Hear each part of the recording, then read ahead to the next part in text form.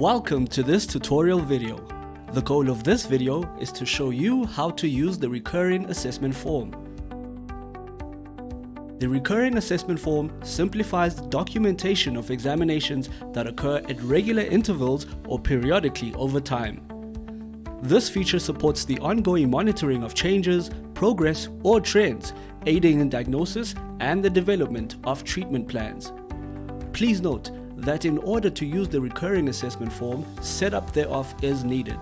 For more information regarding the setup of the recurring assessment form, please refer to the workflow event template, recurring assessment form setup, user manual linked in this video's description.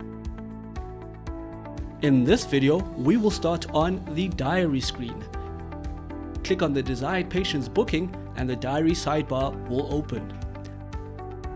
Thereafter, click on the clinical button for the clinical screen to open.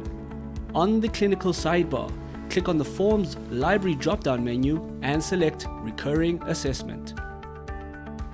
The recurring assessment screen will open and the recurring assessment form will be added under the active form section on the clinical sidebar. Please note that the recurring assessment screen will only open the template that has been saved as the default template when the setup of the form was done.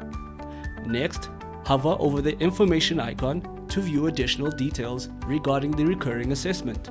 Below, you will see information regarding each recurring assessment that needs to be performed on the patient. Click on the Load Previous button to load all previous data that was captured for this specific recurring assessment template. Click on the Add button to add a new entry and the assessment value screen will open.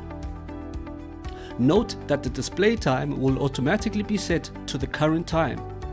Select the desired information on the screen to log the data of the recurring assessment.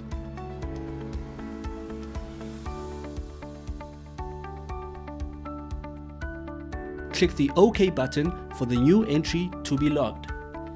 Please note that once an entry has been logged, it cannot be removed. An indication will be given to advise when the next assessment is due.